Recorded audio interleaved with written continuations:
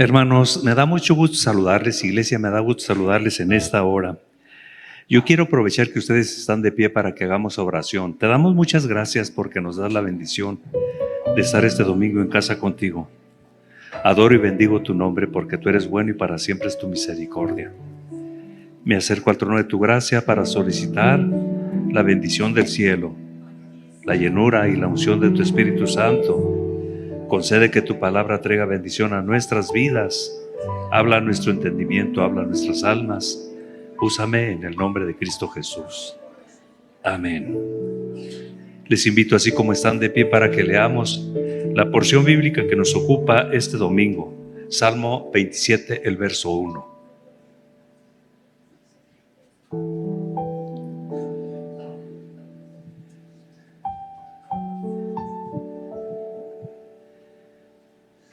Ya tienen ustedes esta porción bíblica, dice así a la letra: Jehová es mi luz y mi salvación. ¿De quién temeré?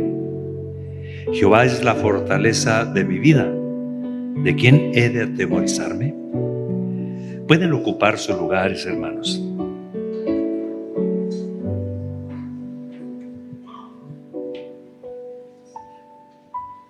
En el sentido de la responsabilidad que nosotros tenemos como pastores y como predicadores de la palabra del Señor, nuestra preocupación máxima es siempre el saber o el entender o el ser dirigidos por Dios para traer el mensaje que Dios tiene a su pueblo.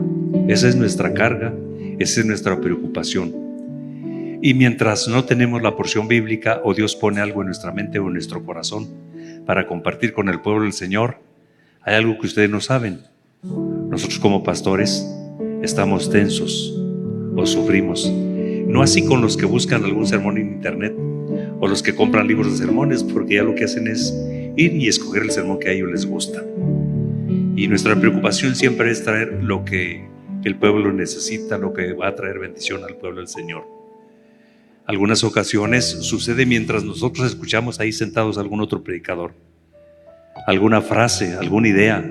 A veces es una sola palabra que el predicador dice y de ahí Dios trae a nuestro entendimiento y a nuestra alma lo que debemos predicar. Con esa sola idea, con esa sola palabra, se viene enseguida la porción bíblica y entendemos que debemos preparar algo para la congregación y para el pueblo de Dios en ese momento. Otras ocasiones es mientras nosotros estamos en nuestros tiempos devocionales. Hace algunos meses Dios trajo a mi mente este salmo y fui a leerlo y fui a meditarlo, y mientras yo lo leía y meditaba sobre él, dije, habrá el momento que hay que predicar esta porción de las Sagradas Escrituras.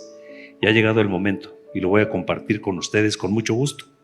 Quiero mencionarles que la Biblia tiene 150 capítulos en los Salmos y este Salmo 27 pertenece a un autor. El autor se llama David.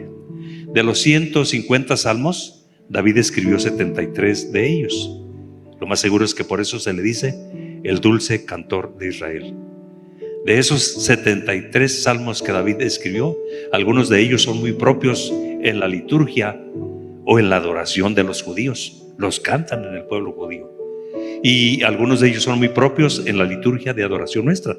El Salmo 23 y algunos otros salmos que nosotros cantamos. Así es de que los salmos tienen verdades muy preciosas, muy contundentes. Cuando hice la licenciatura de ISUM, leía a un autor. Cuando vas creciendo y vas avanzando, te das cuenta que algunos autores son muy analíticos, son muy profundos, son muy críticos, y luego tienen mucho peso en lo que ellos dicen, porque pues la mayoría de ellos tienen 2, 3 maestrías, algunos son hasta doctorados.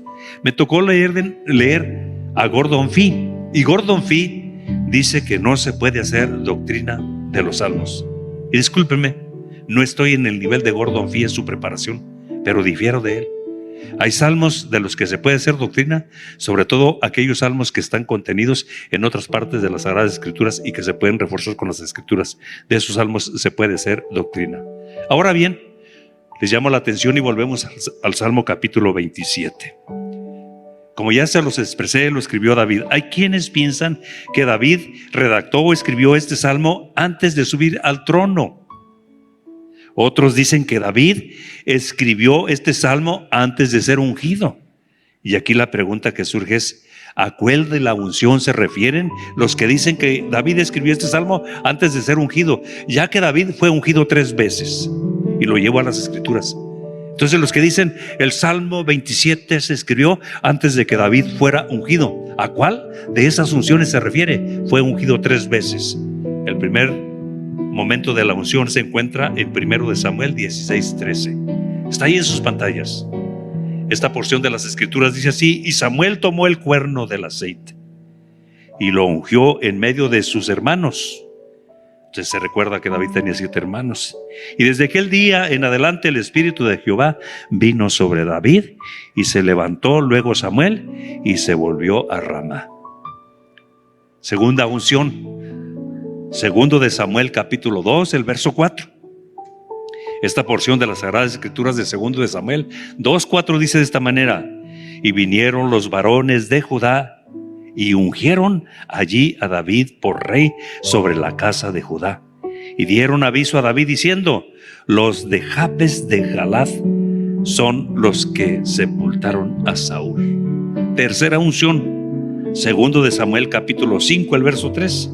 Vinieron pues todos los ancianos de Israel al rey en Hebrón, y el rey David hizo pacto con ellos en Hebrón delante de Jehová, y ungieron a David por rey sobre Israel. Los que dicen que David escribió este salmo, el Salmo 27, antes de su unción, bueno, pues no sé a cuál unción se refiere, porque fue ungido 3 veces. Otros dicen que lo escribió antes de que tomara el trono. Pero hay un grupo de judíos que patentizan y dicen que David escribió este salmo cuando ya era un anciano, ya de viejo, porque trae a la memoria todos los enemigos que tuvo en su trayectoria después de que tenía más o menos como 17 años cuando mató a Goliat.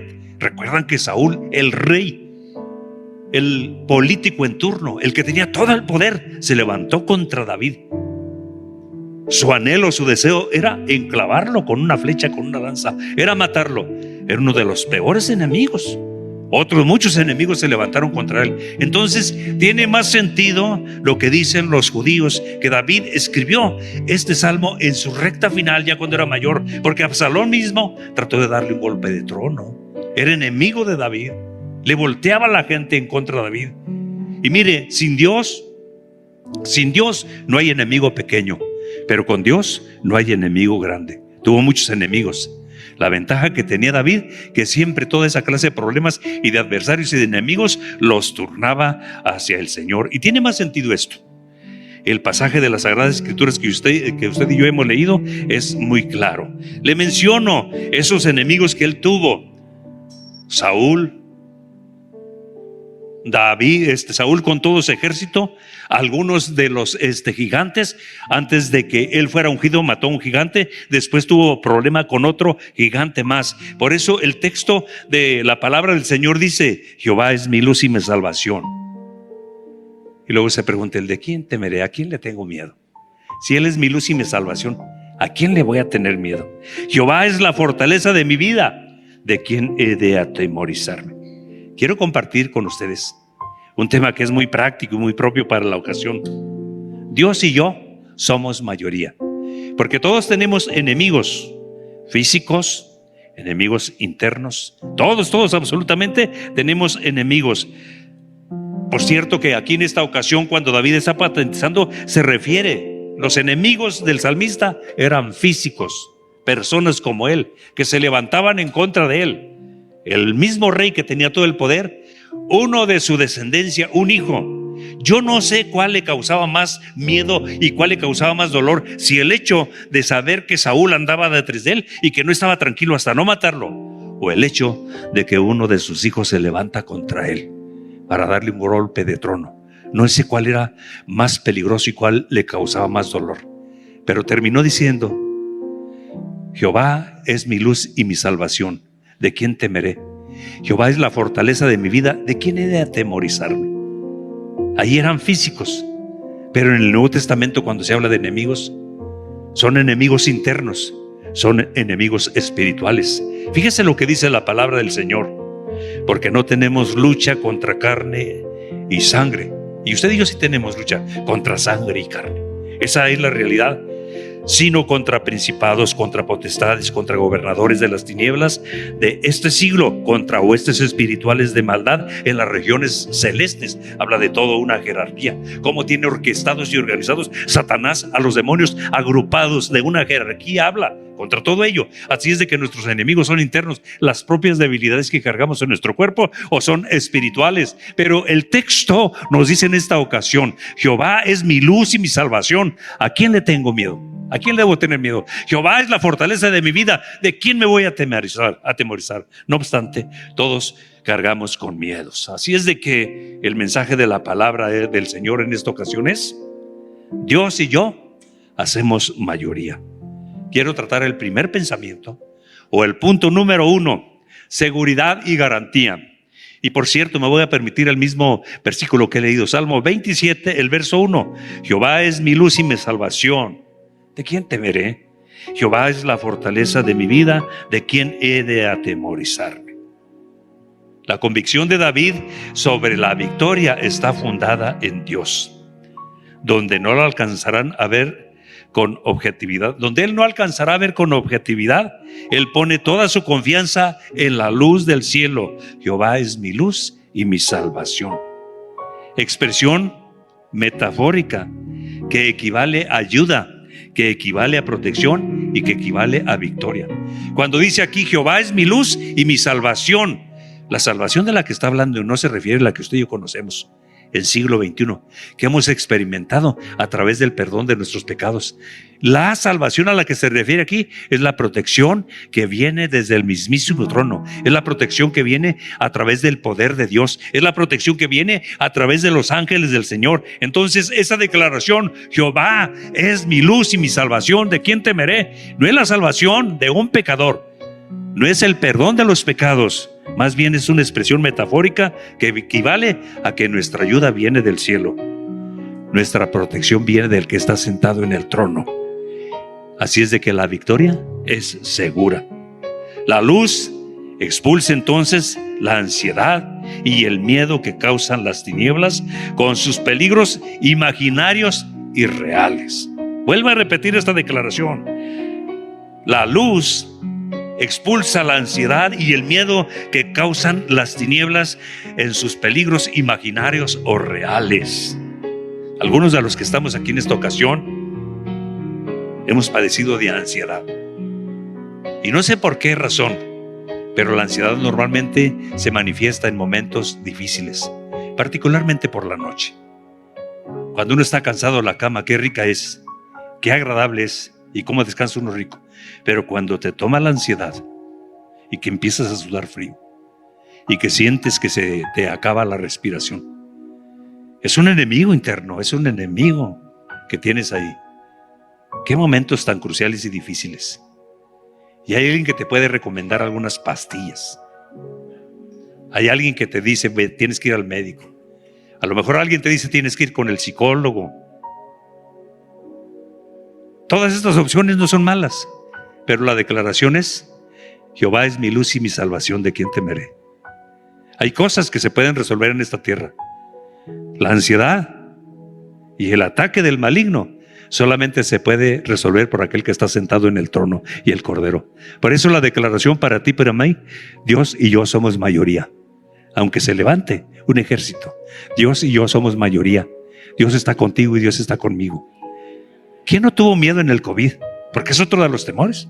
Otra de las cosas que está bien puntualizada y bien desarrollada en este pasaje. Mira, cuando hablamos de temores, hay temor al fracaso, temor al peligro, temor al futuro, temor a la enfermedad, temor a la muerte, temor al COVID. Debe haber sido un porcentaje muy reducido los que no tuvieron temor al COVID. Algunos cristianos hasta lo asociaban con un mal espíritu. Deben haber sido muy pocos, porque hay muchos temores. El temor es el peor enemigo del hombre, porque anda viendo sombras, anda viendo fantasmas donde no los hay. Es el peor enemigo. Pero Dios te dice en esta ocasión: Jehová es mi luz y mi salvación, ¿de quién temeré? Si Dios está contigo, Dios y yo somos mayoría. Si Dios está contigo, Dios y tú son mayoría. Dale palmas al Señor en estos momentos. Sea bendito el nombre de Cristo Jesús para siempre. Los resultados del temor: debilidad, afecta la voluntad, trastorna el sueño, estropea la mente, produce un fracaso espiritual.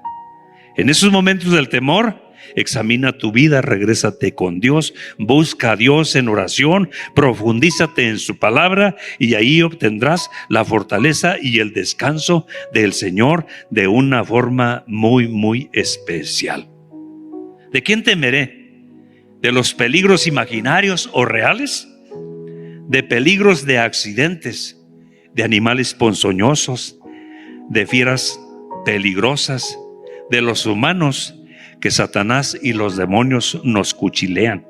La palabra cuchilear la entendemos muchos. Es cuando te echan un perro, que es asusar, que es incitar, que los cuchilean contra nosotros. Porque detrás, cuando viene un ataque de una persona humana y te declara la guerra y te declara el problema, porque tú eres hijo de Dios y se activaron los demonios, entonces entiende esto: Satanás y los demonios están cuchileando a los mortales. Pero Jehová es mi luz y mi salvación, ¿de quién temeré? Jehová es la fortaleza de mi vida, ¿de quién he de atemorizarme? Cuando se juntaron contra mí los malignos para devorar mis carnes, ellos tropezaron y cayeron, porque hay un Dios todopoderoso que nos defiende desde las alturas. Sea bendito el nombre de Cristo Jesús para siempre. Esto es especial, esto es maravilloso. Jehová es tu guardador, Jehová es tu sombra y tu mano derecha. El sol no te fatigará de día, ni la luna de noche. Jehová te guardará de todo mal, Él guardará tu alma. Jehová guardará tu salida y tu entrada desde ahora y para siempre. Pero ve lo que dice el Salmo 91, el verso 5, el verso 6 y el verso 7. Quiero que veas, ahí está en tu pantalla. Es un salmo también que te habla de una gran promesa. Salmo 91, verso 5 y verso 6 y verso 7. Quiero que veas: no temeré al terror nocturno, ni saeta que vuela de día, ni pestilencia que ande en oscuridad, ni mortandad que en medio del día destruya. ¿Ves ese versículo? Ese versículo fue citado ahora en los días del COVID por mucha gente. Te menciono las dos posturas: ni pestilencia que ande en oscuridad, ni mortandad que en medio del día destruya. Caerán a tu lado 1000 y 10,000 a tu diestra. Ese versículo fue citado por mucha gente religiosa que lo citaban solo como una mantra. Una mantra es repetirlo nada más por repetirlo. Pero ese versículo fue citado por hijos de Dios que tienen su fe puesta en el que está sentado en el trono y que son hijos de Dios, y lo repetían de todo su corazón. ¿Por qué crees que estamos de pie? Porque esto del COVID se llevó a muchos cristianos, se llevó a pastores, simple y sencillamente porque Jehová es mi luz y mi salvación, ¿de quién temeré? O el COVID no fue un enemigo, fue un enemigo mortal, fue un enemigo mundial. Y muchos religiosos repetían esto: ni pestilencia que ande en oscuridad, ni mortandad que en medio del día destruya. Pero lo repetían como una mantra, solo por repetirlo. Pero los verdaderos hijos de Dios lo repetimos y nos dio resultado. Y hoy usted y yo estamos en la casa del Señor, porque Él nos guardó. ¿De quién temeré? Dale palmas al Señor. Sea bendito el nombre de Cristo Jesús para siempre. ¡Qué grandes verdades! ¡Qué maravilloso! ¡Qué declaraciones tan oportunas! Lo escribió David. Tuvo muchos enemigos, enemigos muy peligrosos. Saúl era el rey, con todo un ejército, con todas las estrategias para buscarlo, encontrarlo y matarlo con la espada o dejarlo enclavado ahí con una lanza. Sin embargo, siempre Dios lo cuidó. Estamos vivos y estamos en los caminos del Señor, porque el que está sentado en el trono y el que está a su diestra nos sustentan con su poder. Sea bendecido el nombre de Cristo Jesús para siempre. Y luego lo que Pablo dice lleva esta clase de enemigos al terreno espiritual. Pablo dijo de sí: no tengo lucha contra carne ni sangre. Eso dijo Pablo. Pero usted y yo sí tenemos lucha con nuestra carne y con nuestra sangre. Llevamos incrustadas en nuestro cuerpo muchas debilidades que nos aterrorizan y que nos dominan muchas de las veces. Pablo dijo, sino contra principados, contra potestades, contra gobernadores de las tinieblas de este siglo, contra huestes espirituales de maldad en las regiones celestes. Pues de todo ello nos cuida el Señor. Aunque no los cuchileen, aunque los satanistas, los brujos, los santeros trabajen a través de ellos para hacernos daño, el que está sentado en el trono nos cuida con su poder maravilloso. Sea bendito el nombre de Cristo Jesús. Jehová es la fortaleza de mi vida. ¿De quién he de atemorizarme? Con esta valentía tan indomable se enfrenta con sus enemigos. No existe tal valentía como la fe que le proporciona el que está sentado en el trono. Si Dios está con él, ¿quién podrá estar en su contra? ¿De quién podrá temer? ¿De quién ha de atemorizarse? Vea las expresiones de convicción de David. El enemigo que tenía a través del rey Saúl no era fácil. ¿Usted se recuerda una ocasión? Cuando Saúl perdió el rumbo, cuando Saúl perdió el piso, cuando se adelantó y hizo algo para lo que Dios no lo había apartado. Saúl era el rey, era el líder político, pero Samuel era el profeta, era el líder espiritual. Le pidió que convocara al pueblo para ofrecer sacrificio.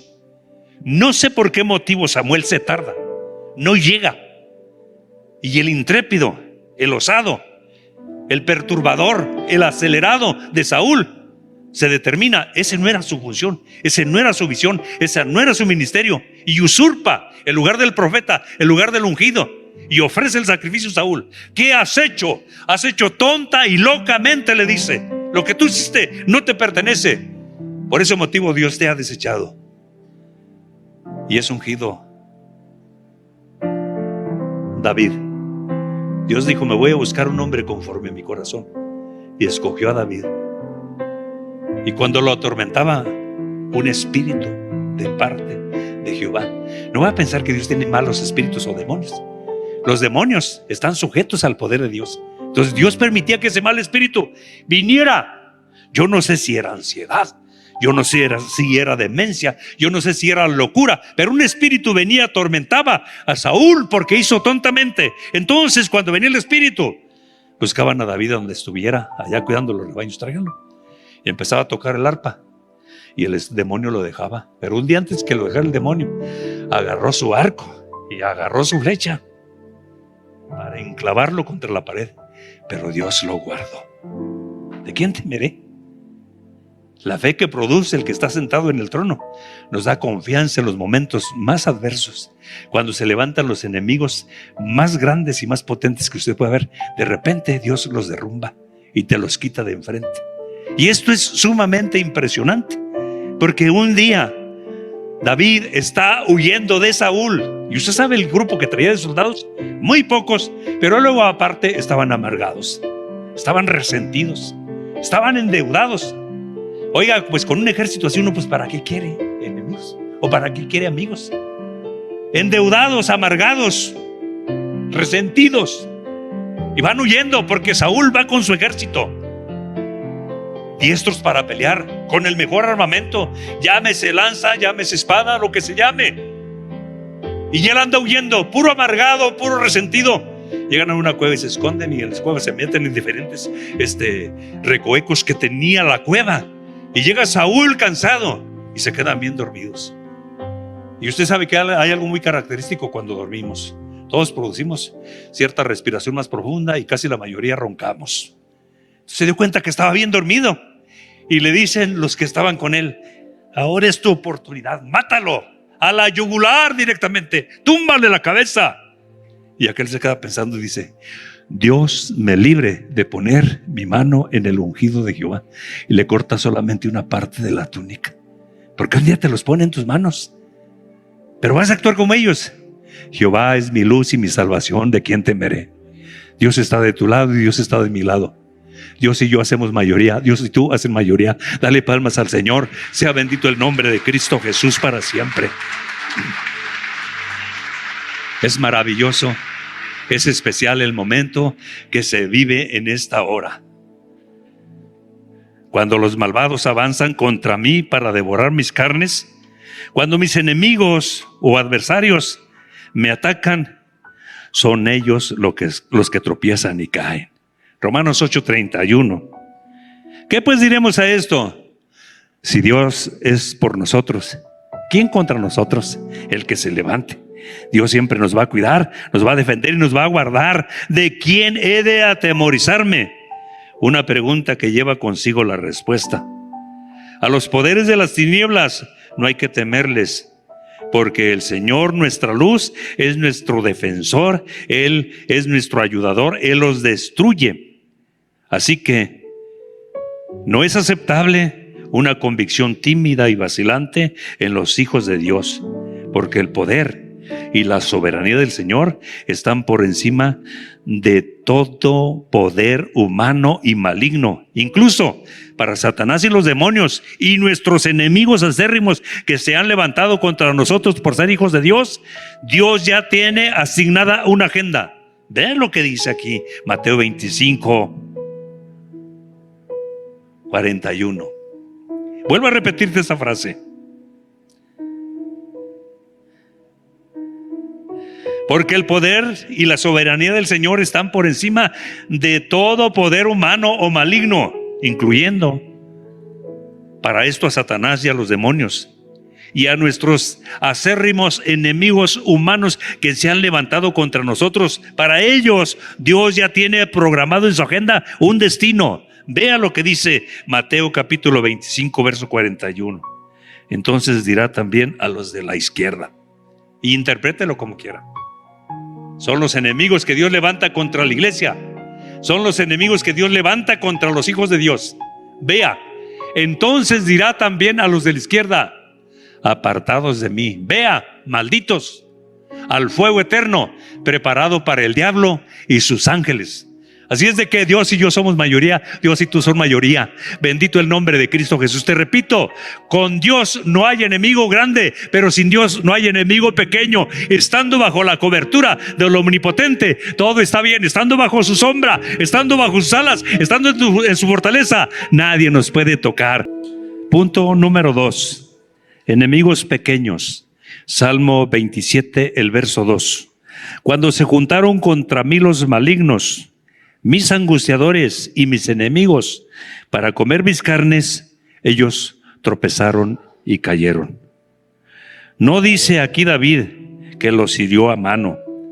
No dice que los hirió con una honda, o con una espada, o con una flecha, pero cayeron.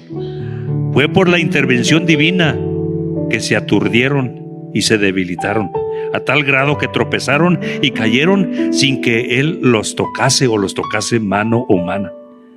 Así se explica la garantía de la victoria de los que ponen su confianza o los que ponemos nuestra confianza en Dios. No te va a poder tocar el enemigo, no te va a poder hacer, si aquel que está sentado en el trono no lo permite. Cuando se juntaron contra mí los malignos, si se levantan en contra, es porque Dios en su soberanía lo permite. Y si Dios en su soberanía lo permite, todo lo tiene bajo control. Todo lo tiene bien controlado y bien determinado. Sabe cuándo pararlos, sabe cuándo controlarlos, sabe cuándo destruirlos, sabe cuándo deshacerlos, quitarlos del ataque de la persecución que llevan contra ti. Es una declaración pertinente, es una declaración maravillosa. Si se levantan contra ti es porque Dios en su soberanía así lo permite. No todo está perdido cuando los enemigos se levantan. Hay esperanza cuando los malignos nos aborrecen. Si nuestros enemigos fueran personas piadosas, sería algo muy lamentable, porque un piadoso jamás persigue a otro piadoso, porque un santo jamás destruye a otro santo. Pero quiero que vea, cuando se le juntaron contra mí los malignos, pero tratándose de los malignos, su aborrecimiento es mejor que su amor, porque Dios se encargará de ellos. Esto es especial. Cuando tú veas a un piadoso que se dice ser piadoso, que está murmurando, que está pegándole a otro, que está queriendo deshacer a otro, no es más que un maligno. No es otra cosa más que un maligno, o usado por el maligno. Pero Dios en su momento se encarga de ellos. A vuelta de año Dios se encarga de ellos. A vuelta de un mes Dios se encarga de ellos. A vuelta de 3 meses Dios se encarga de ellos. A vuelta de 6 meses Dios se encarga de ellos. Repito, a vuelta de un año Dios se encarga de ellos. Porque Él sigue sentado en el trono y tiene todo el control y tiene todo el poder. Con Dios no hay enemigo grande. Sin Dios no hay enemigo pequeño. Dios y yo somos mayoría. Dios y tú son mayoría. Lo mejor que podemos hacer mientras estamos en esta tierra es tener la cobertura del Altísimo. Es estar bajo su sombra, es estar bajo sus alas, es estar bajo su protección. Sea bendecido el nombre de nuestro Señor Jesucristo para siempre. Te repito esta frase: si nuestros enemigos fueren personas piadosas, sería algo lamentable, porque un piadoso jamás persigue a otro piadoso, porque un santo jamás destruye a otro santo. Pero nuestros enemigos, nuestros adversarios, son malignos, son malvados. Dios se encarga tarde o temprano de ellos. Lo importante es que debemos estar siempre bajo sus alas, bajo su sombra. ¿Por qué no adoras al Señor con tus palmas en estos momentos? Sea bendecido el nombre de Cristo Jesús para siempre.